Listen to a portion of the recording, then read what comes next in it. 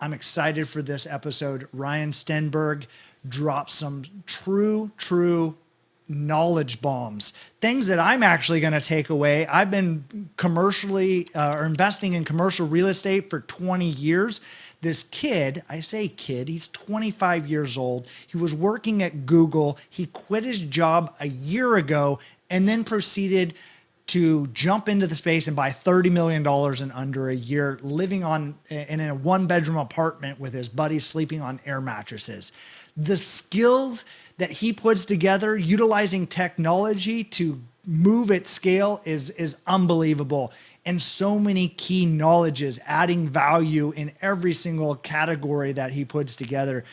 The psychology, the mindset, the action items. One of the other things that, again, that I'm going to share, look and find out about the de-risking of acquisition of commercial property, being in that escrow time period, how it accelerates your action items. And it is unbelievable. I'm so excited for you guys to hear Ryan's story from being a 4-year-old saying, I'm going to be an engineer when I grow up, to buying $30 million worth of real estate in under a year. Unbelievable. So excited.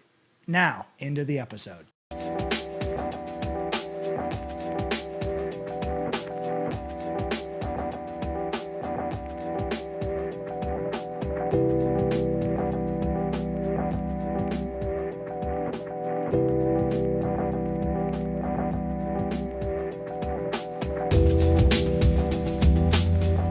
Hey, Ryan, it is awesome to talk to you.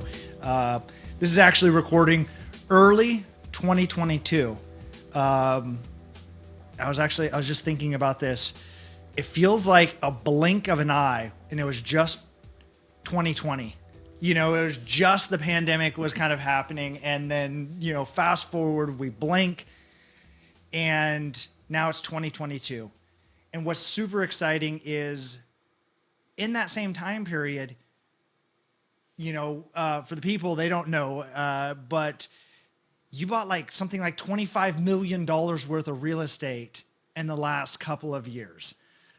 We'll get into that, but I'd like to start is a little bit of your origin, your genesis story. How did a kid, start out in commercial real estate?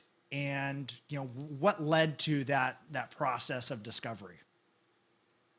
Yeah, Jake. When you say it like that, it does make me realize how fast it's been. Kind of feels like both a lifetime and a blink of an eye since we started. And so I came from the tech world. I was working out of college, working at Google as a software engineer and then a program manager, and eventually, kind of got a little bit tired of the routineness of the 9-to-5 job and whatnot, and so real estate started to creep its way into like at least my eyesight for a few years prior. For a while, it was really slow. So I was purchasing real estate out of state, small triplexes and quadplexes and stuff like that, and it just wasn't moving the needle on what I was looking for towards going towards like financial independence and things like that, and maybe one day, leaving the W-2 world or the 9-to-5 job. And so it wasn't really moving that needle.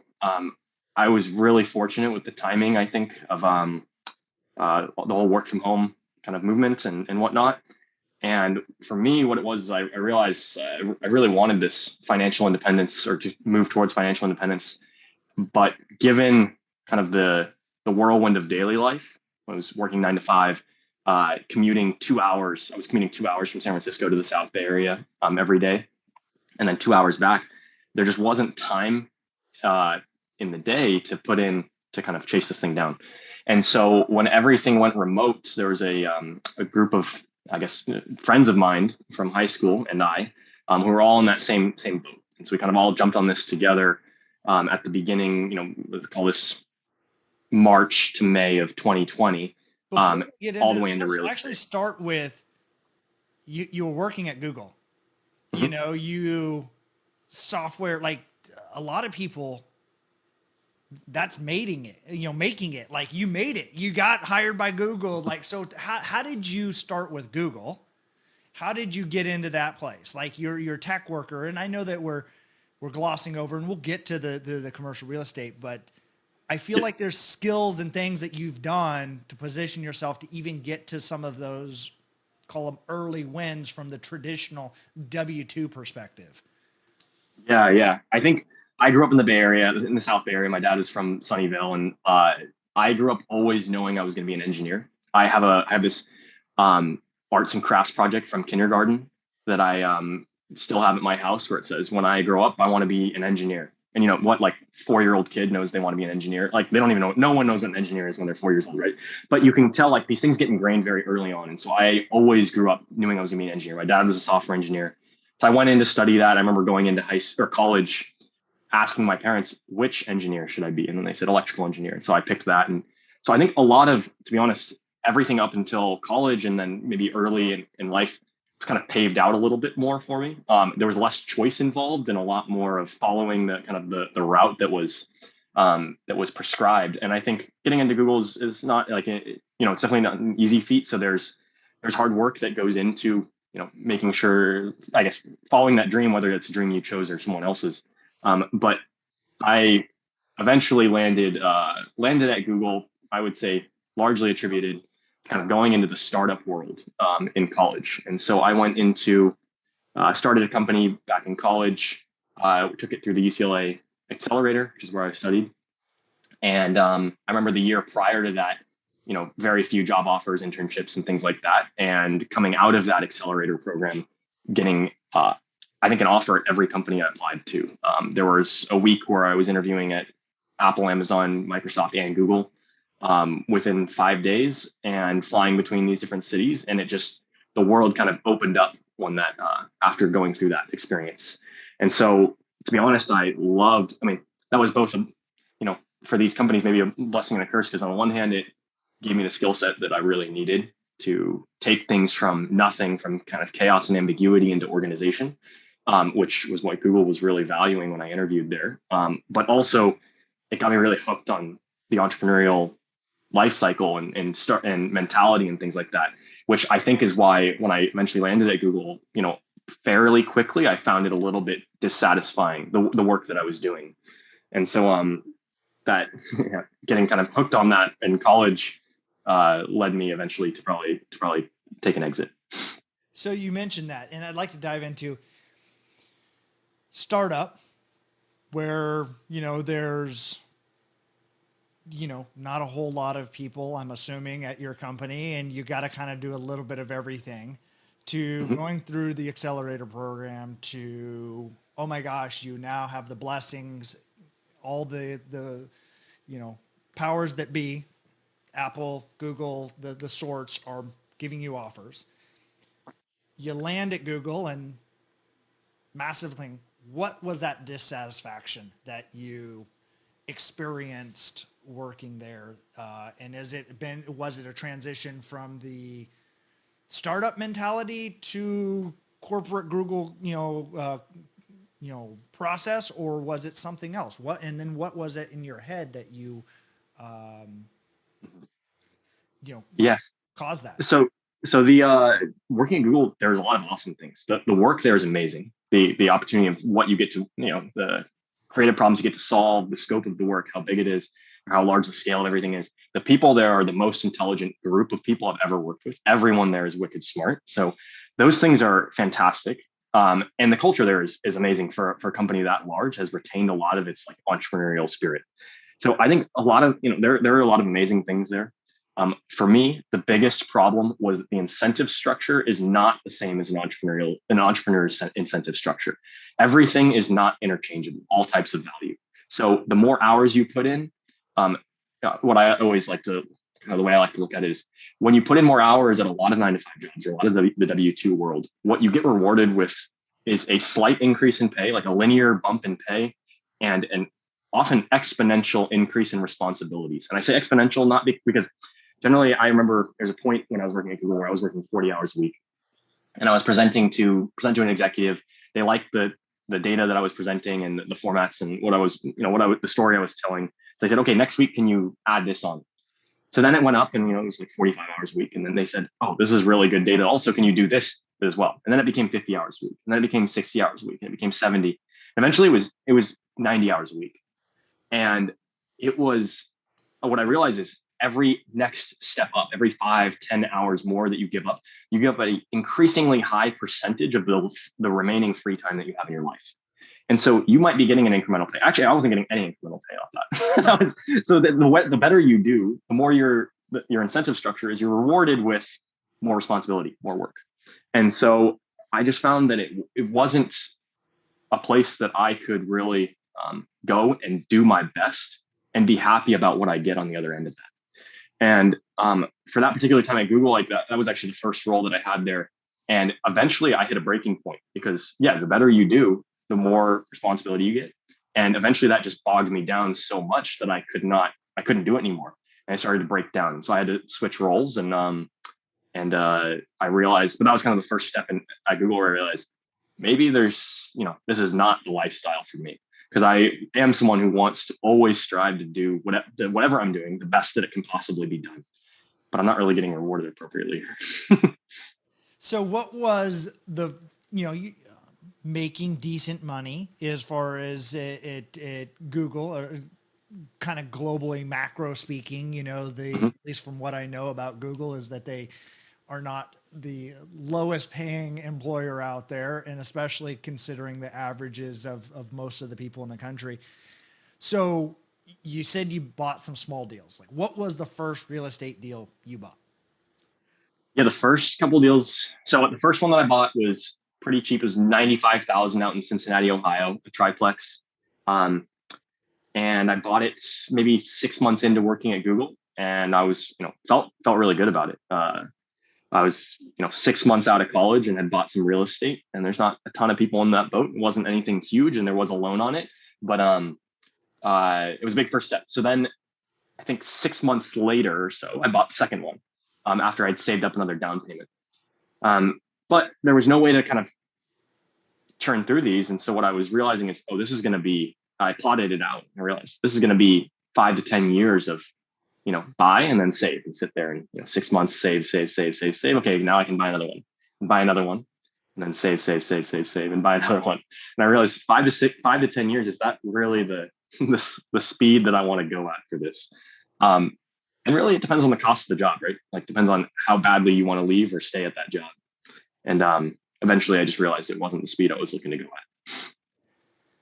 So I think that's what an amazing curse and blessing that is, to have that engineer mindset, exactly as you said, plotting out your progress and be like, 5 years, that's just way too slow for what I want to do. So tell me how you transitioned from that, as far as buying $100,000 triplex, $30,000 units, to a multiple of them. Then what was the next evolution for you? Yeah, so I actually only ended up buying two in that manner, and then I said this will never work. It needs to go big. We need to go bigger. So we started looking for something bigger, and then we hit a huge lull because we were trying to step, and I say we because at the time I was buying with one of my friends. So it was me and him going in 50-50 on all of these. So we bought the first two. It was 95,000. It was 160,000. And then we said for the next one, let's go for like $1 million or something closer to that. And we were looking for a lot bigger stuff.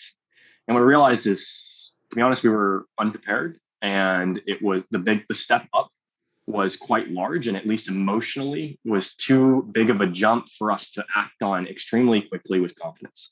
So the next year and a half or so, we bought nothing. And that's when I started to realize, I started to think about which of these constraints are real and which of them are in my head. Because, yeah, maybe, I would like it to go faster than 5 years, but do I have, do I have the confidence to go faster than that? And I really had to like deal with that question for a long time. And especially because I was trying to do it, as I said, with the minimal free time that I had left on the side of Google, that 4 hour commute and a lot of, time spent in the office. As I said, that was kind of scaling up. So I had to figure out, how do I transition? So it took us about a year and a half before we bought something bigger. And then that kind of started the next phase of our journey, which I'm happy to get into. Yeah, no, I'd love to hear that. As far as, obviously you said a lot in there, that I think that many people don't spend the introspective time of understanding, and that exactly even that question you asked, which one of these limitations is a belief, and which one, and the reality is all limitations are your self limitations, and it's just a mindset thing. And so I tell people this story of a young kid that came to the country. So I went to grad school at FIU down in Miami, and there was a kid that came over from, I don't know.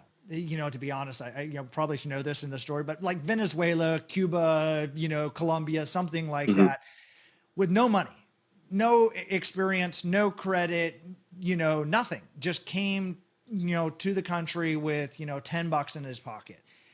And the first project he ever did was like a 35-story high-rise condo project. So it was $100 million thing. And I was like, incremental thinking about like, all right, I do this, then once I can do this million, then the 10 million, then 100 million, and then I can do this, and I have the skill set, then I can do this project. And it was like literally the first one he ever did with no money, no credit, no anything, because he just did it. Yep. And so it was like this whole action limit. Now, just like to me, it was like both enlightening and disheartening at the same time, where I was just like, oh my gosh, this guy just did what I'm dreaming of doing, bucket list things, and he just went and did it. But also how disheartening I'm holding myself back from he just figured out how to do it. So, Yeah. um, I think a lot of people would, I've heard the quote like, genius is a young man's game. And a lot of people attribute that to the fact that people, when they're young, they haven't been hardened by the realities, or what they believe to be real constraints in the world, but may in fact just be constraints in their mind. And so they haven't gotten that feedback loop yet of, can I do this or can I not do this? And so they just aim for the moon, because why not? Like, they don't have that constraint in their mind yet. And so I've seen that a lot of the time, especially in younger people, they just will aim way higher than from the outside it seems they have the ability to do. so what was it during that year and a half?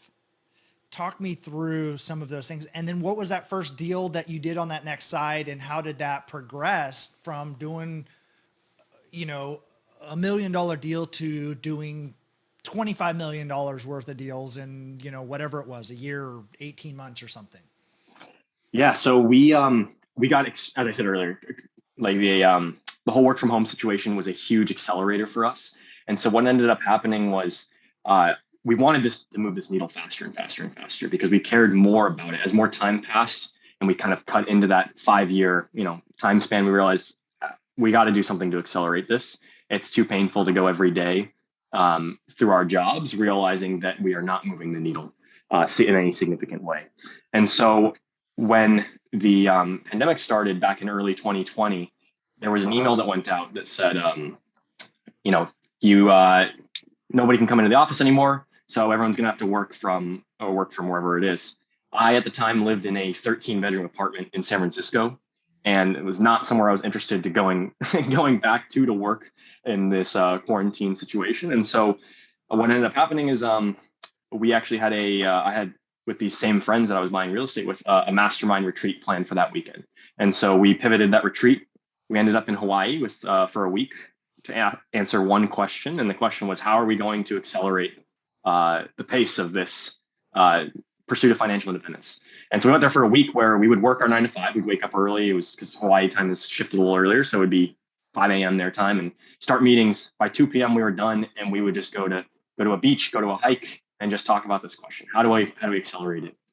And eventually, we came to this conclusion that, like, really, we have a lot more time this year than we've had in the past. We don't have to do that 4 hour commute. We can just wake up and start working. We don't have to, get ready, go, all of these little things will just save up all this time. And, there's not a lot of social interaction that's going to be happening this year anyway. So there's going to be a lot less distractions. So what if we just basically, let's say, buckle down and work really hard towards this goal for the next year or so? And this is where I would say, you bring a little bit of that element of genius is a young man's game, and that naivety into it. Because, to be honest, I thought it was doable in 6 months. I thought it was doable to hit financial independence in 6 months and get out. And I actually believe now that it is. It wasn't the path that I ended up, it didn't end up going that fast for me, but I think it is possible. But the naivety of believing it could be 6 months was what got me just moving and acting very quickly. And so when we got back from Hawaii, um, there was a little bit, there's a little bit of getting our kind of ducks in a row and whatnot, but we eventually landed in Reno, Nevada, based on where we were hearing a lot of other investors with a lot more capital than we had, saying they were extremely interested in purchasing property. So we said, look, we don't have money. So if other people who do have capital, are all claiming Reno, Nevada, then let's go be the boots on the ground. Let's go be the people sourcing deals, which is the opportunity that they don't have, or the kind of the resource that they don't have. Let's go source that, and we'll connect them with it. And so we moved to Reno, Nevada to try and get into the center of this kind of a real estate world, so we can move this as fast as possible. And we moved out there with the intent of wholesaling property. Wholesaling is basically putting a property into contract and then selling the contract to somebody else so that they can purchase the property. And when you sell the contract, you sell it at for a fee. And so we moved out there to wholesale like larger properties to these other investors out in Reno, Nevada, and pretty much failed at wholesaling. So what we ended up doing is our first property, we put it into contract at just over $1 million. It was a multifamily property, 8 units.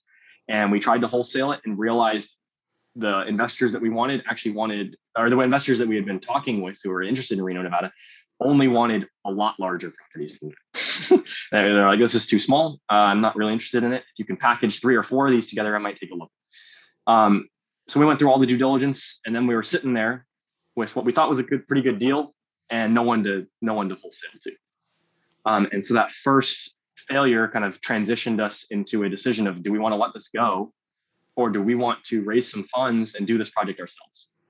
And so that ended up resulting in our first syndication, our first project that we raised funds for, and then did the full rehab, value add, restabilization, and then eventual sale of the project. So that was the first one.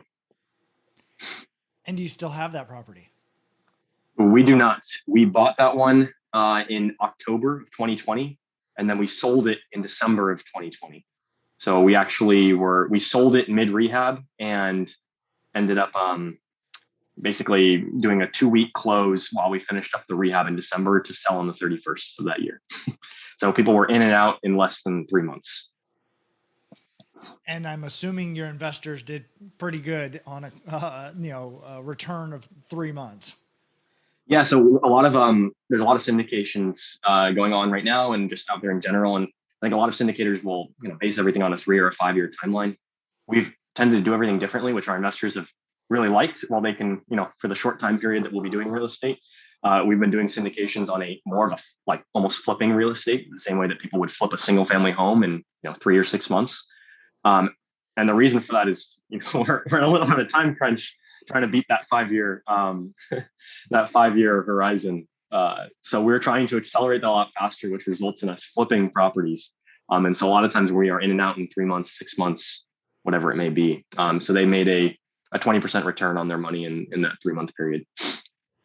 So 2020, Google says, hey, don't come into the office. Don't work anymore. You're like, we're going to figure out how to start side hustling commercial multi-million-dollar deals. You move to Reno, hanging out with a couple buddies. Did I see you were sleeping on air mattresses?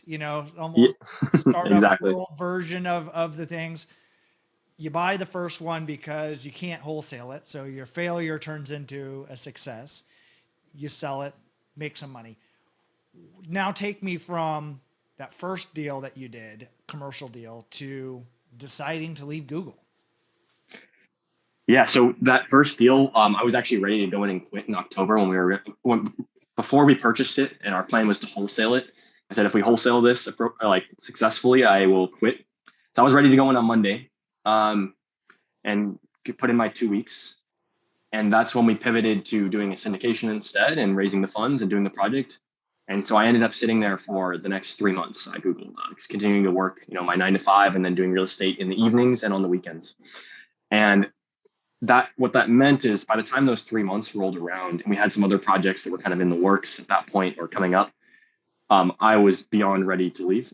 I had, in my mind, I'd made that mental shift for 3 months now, and so when January rolled around and we had, next projects identified that we were going to roll all of the funds from the investors and from our profits over into, and we had the next things in progress, we realized the money we were going to be making from what we were doing in real estate was outpacing what we were making at our jobs in tech. And so my partners worked at Amazon and PayPal, and so they were in similar boats. And so we said, why put our 40 to 50 hours a week into these companies anymore when we can make more outside of that, working for ourselves? So we eventually, in January, we put in our 2 weeks, and that was it. And then we went full time in January 2021 into real estate. And so it's been just under a year, about 1 week, less than a year. And so since then, that was, we had completed one project by then. I think we have bought close to 30 million since that date, and kind of scaled up from multifamily to eventually other types of commercial assets, offices, hotels, or motels, industrial, retail, and mobile home parks, everything of the sort. So the way that you're buying these, talk me through. So now you got Fresh, PayPal, Amazon, Google, Brains, looking at the world from that. You guys are hanging out in Reno. You've had a successful, call it flip of an apartment deal, an 8-unit one. So what does this next year look like? What are you doing, and how do you grow that? What are 3 tech people discover, and what are some of those favorite failures that you've had in that last year? Yeah. So we to actually kind of take a couple steps back, a few months back, what we decided is tech was our advantage in real estate, or at least it could be. And so what we ended up, thinking through is, what are the advantages that we have that other people don't? And in the world of tech, scale is everything. So like the advantage you have in the technology world is I can write code that then will, apply not just to one instance or 2 instances, but 1,000 or 100,000. And so we can do things at scale that other people can't. And so what we ended up kind of that coupled with this other core thesis, which was that everybody out there, every investor we were talking to said, I have so much money, I don't have anywhere to put it. And we kept hearing this same thing over and over and over again. And I think, it is probably still true today, that the world right now is pretty flush with capital, and a really strong deal is hard to come by. And so we realized this bottleneck, and we said that works definitely to our advantage, given that we don't have money, but everyone else out there seems to. And deals seem to be this massive bottleneck in the industry. So let's go find deals, and let's use scale in order to find it. And so we took our kind of technology backgrounds and said, how do we use technology to do that? And what we ended up landing on is realizing, we could put together some code and hack together a way to do direct to seller marketing at scale in the commercial world and with these bigger properties. And so we started writing code where by the time, when we landed in Reno, Nevada, within the first week, we had attempted to message pretty much every single property owner in Reno, Nevada. By the first month, we probably had gotten in contact with half of them. And this is in the multifamily space to start, because that's where we were comfortable. But eventually it became the commercial, the rest of the commercial assets as well. And so we kind of just used that tech background to originally hack together some code because we were trying to save costs. But eventually we realized, actually, there is software out there that can do each part of this service. And if we just string together existing products, anyone can do this stuff. And so we kind of pivoted and stopped writing our own code, stopped focusing on debugging stuff that was breaking, which is where we were spending a lot of our time, and just started paying for services instead. But we needed that, up front. We didn't want to sink in the dollars to invest in this infrastructure without knowing that it would work or not. And so we were able to message people at scale and get in touch with sellers at scale. And we were able to make that model work really well for us, where we would take a volume and a breadth approach to our marketing and then see what trickles down the funnel and what we eventually end up purchasing. So we were able to find assets that we probably would have no business getting our hands on if we had to go through the traditional broker networks that most people purchase through. We were able to generate our own deal flow despite not being in the industry, not having any money, and having no reason that anyone should trust us. That brings up an interesting kind of element. Commercial real estate is typically, an old dudes, kind of network. It's primarily old guys that own these commercial buildings and have forever. And you mentioned something that I've been trying to instill into my own son is that there are things, age can be an advantage and a disadvantage at times, depending on the context and where it is. But, my son, he's looking at, doing smart vending machines and putting them in locations. So like, going to pitch that to an office, commercial real estate guy that has, an office building or something like that. I go, man, I think a 7-year-old, 8-year-old, 10-year-old that comes to you and says, hey, here's my data, here's my other thing, and this is why my vending machine should go there. I think they're going to give you a huge leg up versus, me or somebody else, 40, 50-year-old guy that comes in and says, hey, I want to put a vending machine in your lobby. And they're like, yeah, get out of here, kick rocks. So what was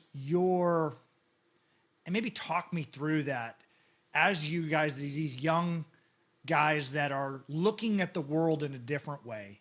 And even the fact that you're thinking of like scale, like how can I talk to every person in this market? And how was that an advantage or disadvantage to what you were doing when you got into this space? Yeah, totally. So when we first started, we had the same realization, which is, as you get into bigger and bigger real estate or real estate in general, it's kind of an old boys network to a large degree. And a lot of these deals are passed around between brokers and buyers that have been in this industry for 50 years, for 40 years, or their family's been in it for hundreds of years. And so these things are getting passed around. And how do you plug yourself into that network and get the first one so that you can get the ball rolling?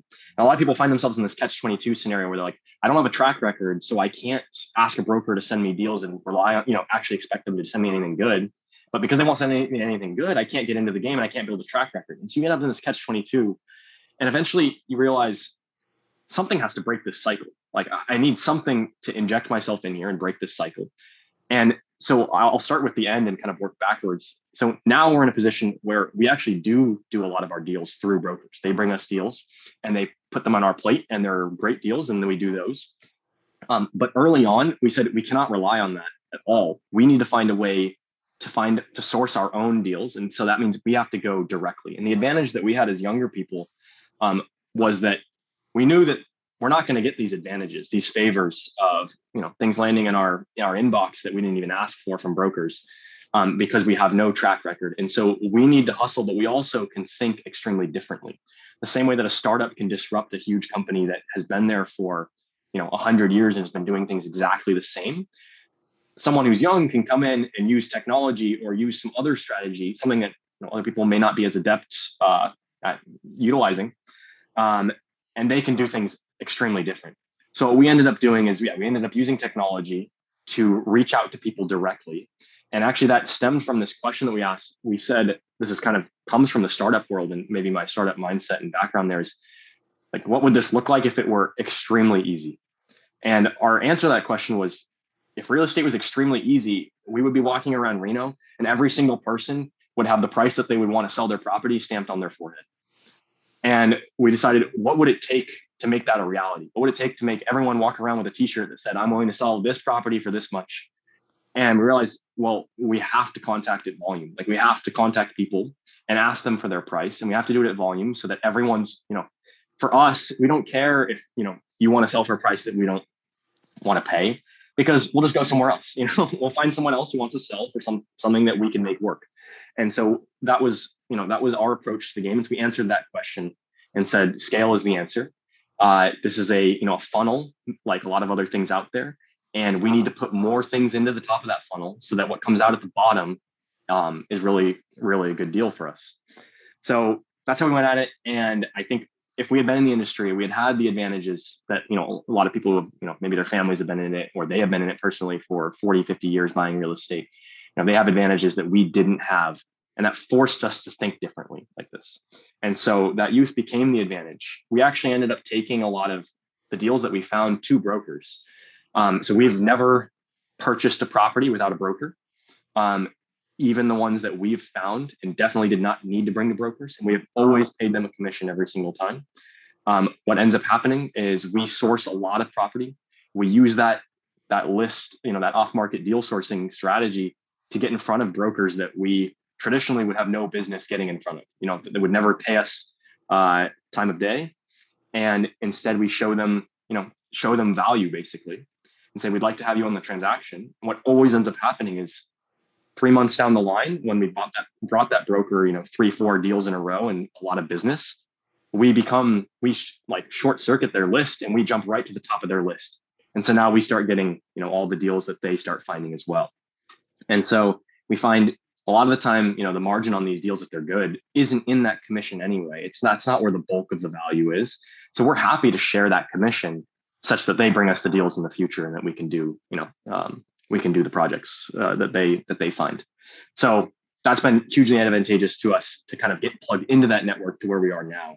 But originally, we just had to rule out that was ever going to happen and say, we got to find a way to add value to the system, generate value and add our own so that we can get into this, paradoxical loop of building a track record despite not having it. It's interesting and a very good question. What if everybody was walking around with, this is the price I would sell my property on? And exactly as you said, sometimes it takes years and years of being in a market or a network to, sift out what that price is, what that strike price would be for that seller. And sometimes there's obviously people that are just not sellers ever at any number. Yeah. So interesting how to scale that. So what, so you did that for Reno. Then you take it, beyond Reno, you take this, and I think this will be applicable to lots of other markets. And what has been that process for you beyond, maybe you bought all of Reno, all $30 million, but from what I know is you expanded that. So how did that evolve using tech and your background to roll into new markets? Yeah. So we bought the first about $10 million in Reno, turned it into about 20 million of value. And what we realized is we could keep going at that pace in Reno, probably indefinitely. But if we wanted to go any faster, we needed to go wider. So we needed, what we had built is this system that works at scale. And then we had confined ourselves to this tiny little town, Reno, and very much limited the scale. And so it again came out of this need or this hunger to go faster. And so what we didn't want to do is go faster at the expense of, say, risk, or go faster, at the expense of relationships or other things like that.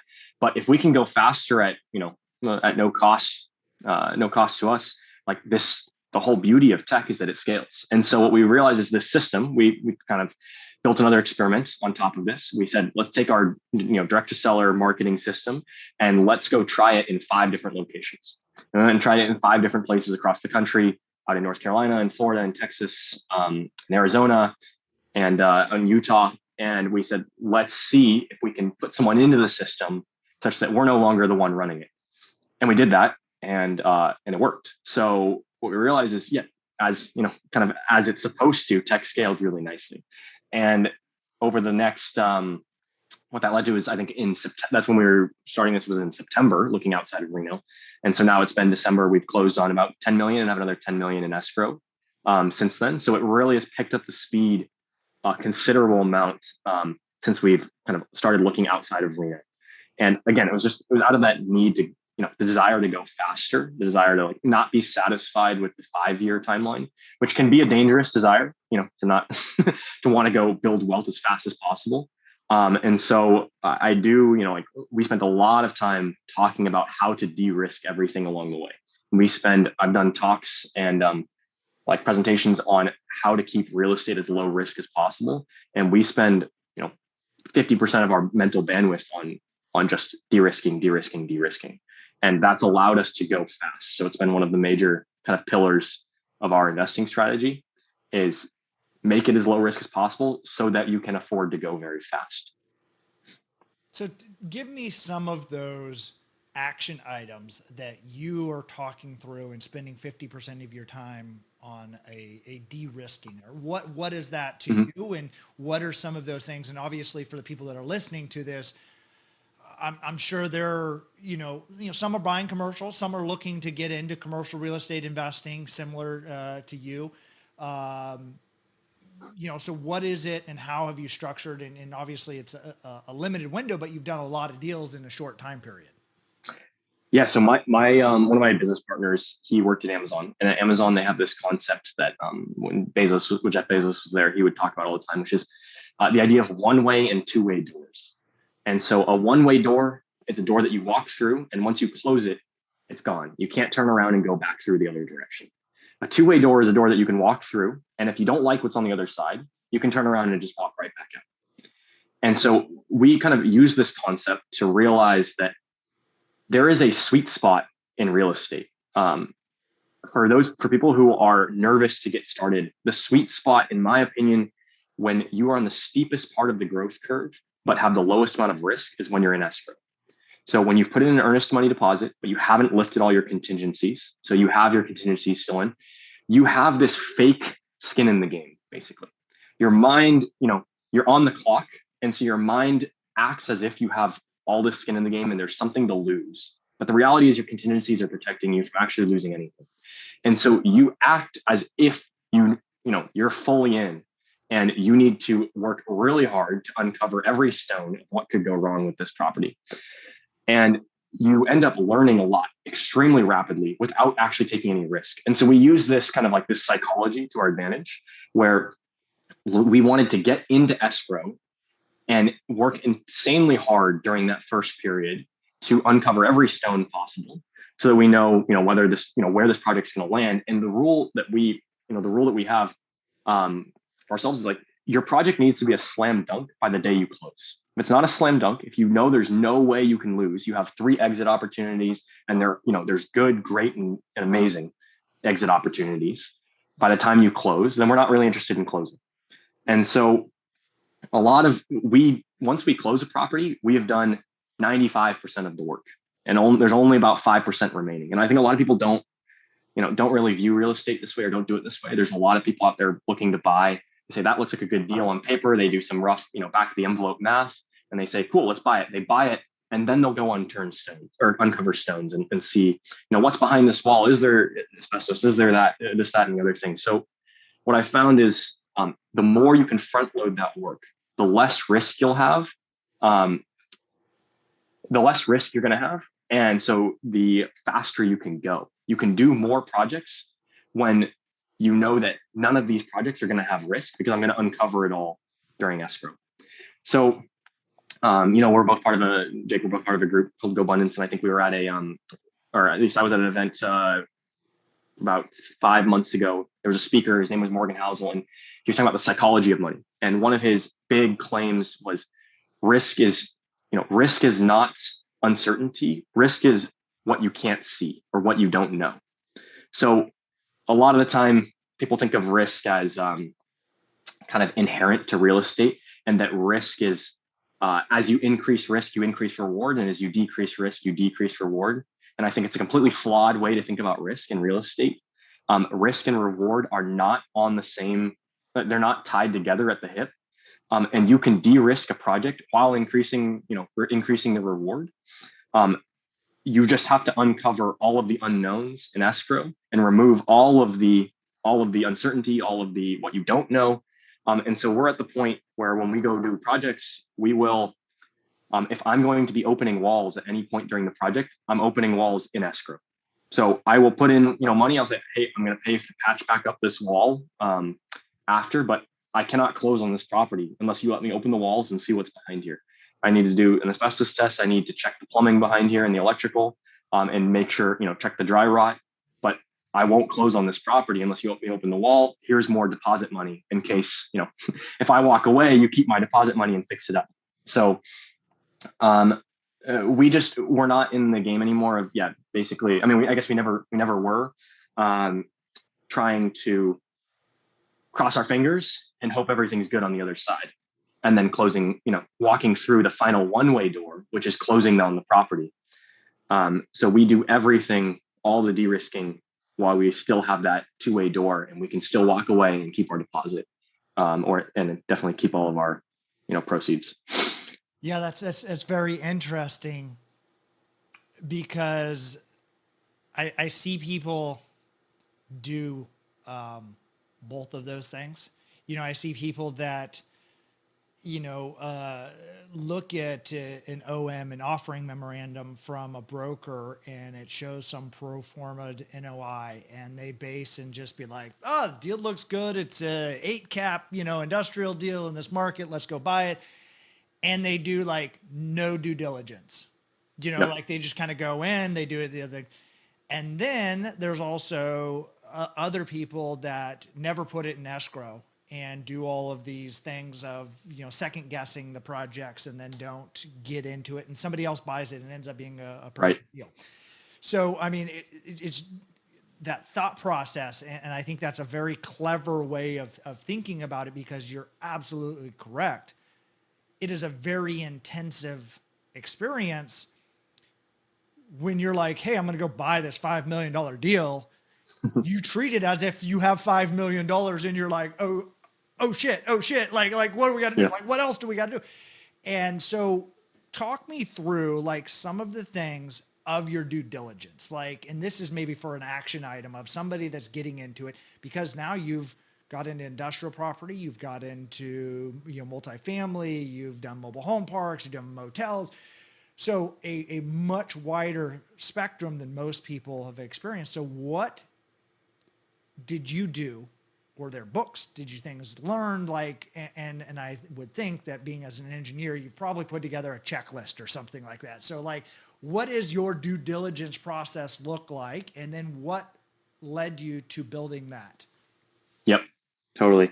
So at the end of the day, when we're doing projects, we are building a product, and we are going to sell that product to a customer. And depending on the size of the product, that customer is very different. So when we buy something for $1 million and we're trying to make it worth $2 to $3 million, there's a certain type of buyer. And when we buy something for $8 million and try to make it worth $20 million, it's a very different type of buyer. And so we are always working backwards from whatever that exit looks like.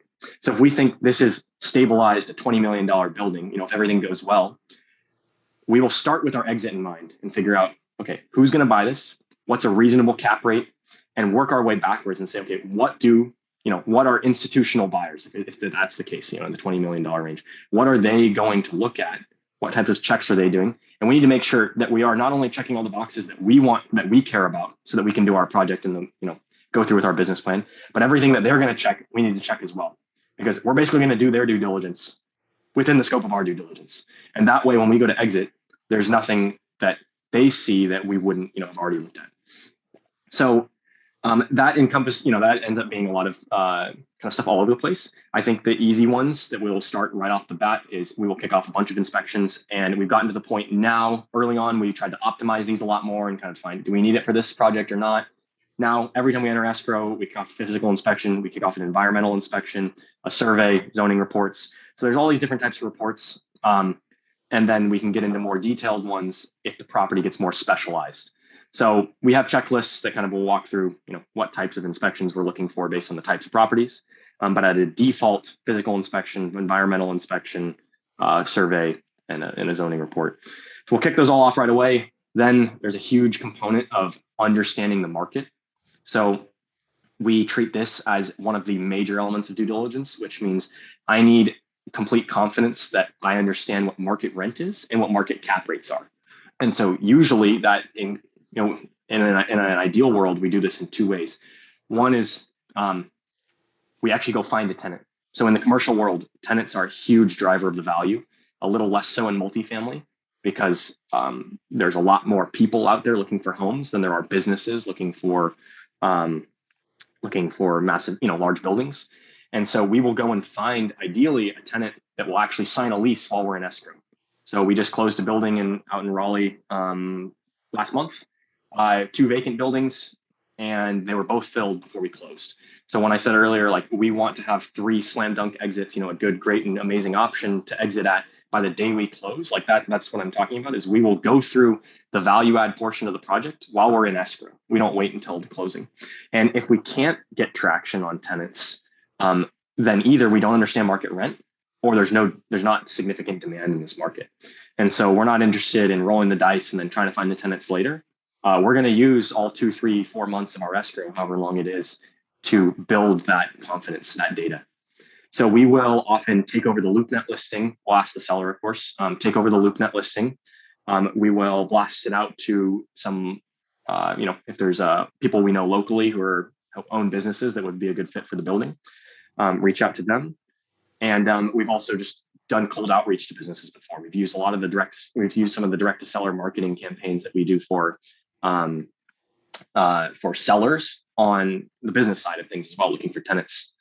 So we will try and validate market rent that way, and we will try and validate market exit or the exit and the market cap rates for these properties by going and finding the end buyer a lot of time. So a lot of time we will reach out to say institutional groups or whatever it may be and say, hey, if we get this lease, what would you be willing to purchase? And if we can get a forward takeout which is basically a commitment from a larger group saying, yeah, if you get this lease, I would pay this. That's kind of the gold standard of due diligence on the exit side. So we're looking to validate all these things. We are pulling data from CoStar, Crexi, brokers, and broker price opinions, appraisals, and various other sources out there.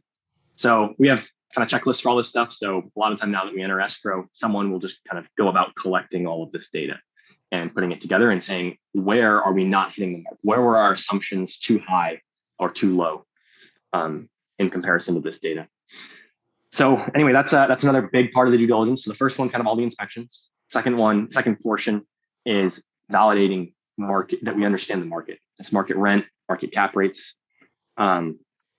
And then once all the inspections and whatnot come back, we're going to draft up a business plan of all the improvements we need to do, bid all of those items out, and get, in an ideal world, again, the gold standard would be getting like what's called a GMP, or a guaranteed maximum price, from someone, and basically removing that uncertainty and locking in a price that your rehab work is going to cost. And so we'll lock that in, hopefully, and be able to underwrite our full business plan without moving variables. When you have too many moving variables, it just becomes very difficult to understand how much risk you're dealing with and how much upside you're dealing with. So we like to just kind of lock down as much of this as possible. Man, I feel like that so many nuggets of knowledge there that people just don't even understand, that I think you did a more eloquent way of diving into and splicing in a lot of those details that I talk to people about. Due diligence is everything. And as far as even, market due diligence, understanding where the market pricing is, because like if you buy something wrong at the wrong price, this wrong strike price, like you can have the best value add contractor that exists in the world, and you're still going to be chasing your tail on the project because you paid too much out of the gates. And same thing, so many other variables exist in the project that can, massively deviate your exit, likelihood for success. Well, and now why I encourage people to also, look at like distressed deals is distressed deals give you a larger discount off of what is market pricing. But there's still some deals like you could buy, they could give it to you for free and you can still lose money because of the due diligence process. They're like, here's a free building. You'd be like, but it's going to cost you environmental abatement. It's going to cost you $200 a square foot equivalent for that. And it's going to take you 10 years before you have a clean bill of health to sell it to anybody else. So now you got to pay property taxes, do all this cleanup, do all these other things. A free piece of real estate that cost you $10 million, you know? So it's Yeah. all of those things that people don't necessarily understand. I love the way that you've dove into that. Earlier, you mentioned you thought you could be financially free in 6 months. And now you've actually discovered that that is a reality. You could do that. It took you a little bit longer. So talk me through like your path to that financial freedom, and then give some action items. Like, you know, I know you have some goals to help other people, but like, what does that process look that you discovered, why it took you a little bit longer, how you think somebody or how you could have done it in 6 months, and then what are some action items for people that are looking for something like that? Yeah. Yeah, totally. So for us, you know, it could have been the first project or it could have taken years. And what it came down to was how, you know, wide we were willing to start that top of the funnel, how large of scale we were willing to go. And that's, you know, we took this breadth volume based approach to real estate and said, like, you know, we're going to cast a really wide net and then we're going to see what comes through on the other side. And the wider that net is at the top, the better the deals that come through the other side. So we built, you know, as I said earlier, a system to use basically messaging to direct to seller. And then we capped ourselves at Reno. Had we not capped ourselves at Reno early on and we said, like, this can work anywhere, or made that decision maybe way earlier, we would have got there in 6 months. Because the reality is that it actually only took, there were single deals that we did where that one deal alone would have made all of us, you know, financially free. Um, and so if we had just cast a wide enough net, you will find those amazing deals out there. But we just capped ourselves and limited it to Reno. And you know, luckily we picked Reno. Reno was a great market last year, and the timing was really superb for that. But it's small. It's there's only a few thousand properties to really go after in the multifamily space, and a few thousand more in the commercial space. And so your pool is just not that large.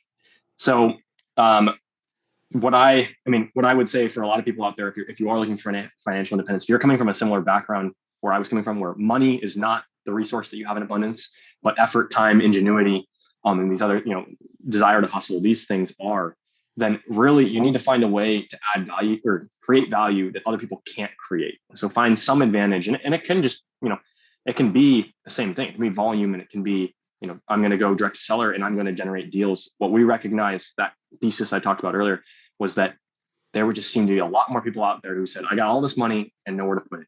And we kept hearing it over and over and over again. And so we came up with this conclusion, and that deals right now, at least in this market cycle, are the bottleneck.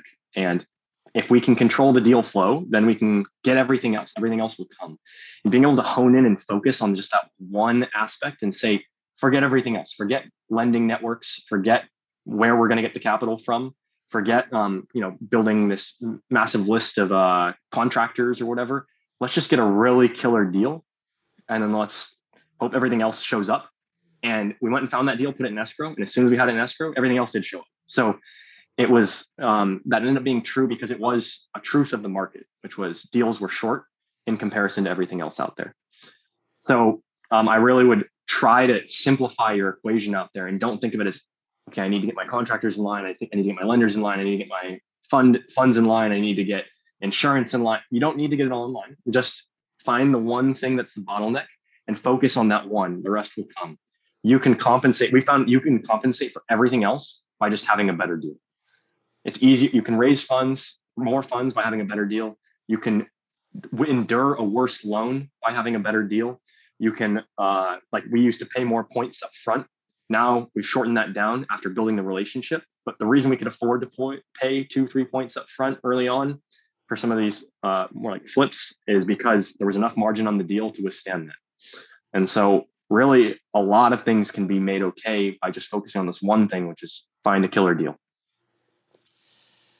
Yeah, that is so true. As far as what you said, as far as, you know, the better the discount, the better you can solve for all those others. You can overpay your contractor. You know, you can discover all kinds of, you know, cans of worm. Obviously, if you're doing appropriate due diligence like Ryan does, you've, you know, busted a hole in the wall and already discovered those things. So talk me through, as far as what's the next version? It's been a year plus, you quit. Now, what's Ryan's world look like a year, 2 years, 3 years down the road? Is it more scale at this, more markets, or what is your plan for the future? Yeah. So we right now, we came from a world where we were working about 80 hours a week on real estate when we were in Reno. Yeah, as you said, we're living in a 1 bedroom apartment on air mattresses, real estate all day long, every day. We've scaled that down. We're now at like 30 hours a week, maybe on real estate. And I'm working actively by the end of, in the next 3 months, to the end of this quarter, I want to get it down to less than 5 hours a week. So right now, the goal is not to stop doing real estate, but to decrease the amount of effort and time that's put into it on a daily basis and just get it kind of moving along in the background all the time. There's a lot of, at the end of the day, finances, money, it's stored value, and that stored value can be translated to other forms of value. So I see myself going back into the startup world, which is, like the most intensely entrepreneurial, thing that can be done. And I think real estate has a ton of entrepreneurship in it, and it is kind of like starting a startup. It's a little bit of a training wheel on there because the industry has been around for a long time, and there's some templates to doing things certain ways. So you can be an entrepreneur without completely saying, I'm going to create a new industry. um, so I'm looking to get more into that kind of like ambiguous startup space, and probably transferring or taking some of this stored value, this money, and moving it over there to kickstart whatever engine I'm trying to kickstart in that space. So I've been shifting a lot of focus to thinking about other problems in the world, outside of real estate, and trying to systematize, automate, or whatever it may be, hire a team into place that can handle this stuff in the background, all of our real estate work in the background, so that engine can just keep kind of turning along. That's awesome. So how can someone, they have a startup, they have real estate, they're looking at things, find you? What's something that they add value to you that you're looking for, and then how can they connect with you on that? Yeah, I think real estate's, a lot of people say like real estate's a team sport. It's about helping each other. There's a lot of people that helped us along the way, that honestly didn't need to. We had a lender early on that, when we first started talking with him, he really liked the energy we were bringing, the creativity we were bringing.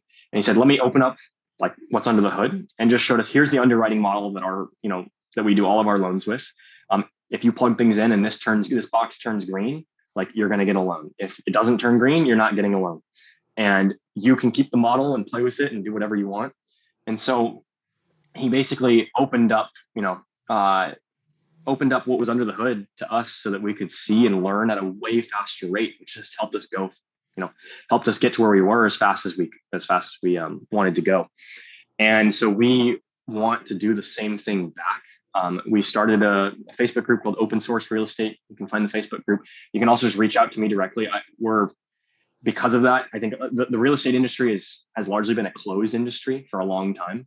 And I think it is opening up very rapidly. And I'd like to keep that trend and be one of the accelerators of that trend, is to help other people invest in real estate and get to financial independence at the speed that they actually want to, so they can, do other things in life like I'm looking to do. So as much as I can help, that is what I'm, that is a benefit to me. That is a value to me, to help other people who are hungry and will actually, take advice and then go and take action on it.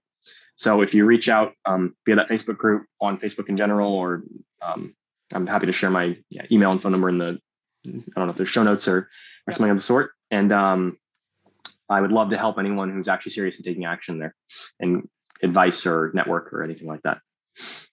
So as we're wrapping up, one of the things that many people, you mentioned the lender, that kind of helped you out, took you under the wing, either mentors or books or other things like that. What has there been that has, given you an outsized kind of return, Yeah. that people may be able to find in kind of an action step?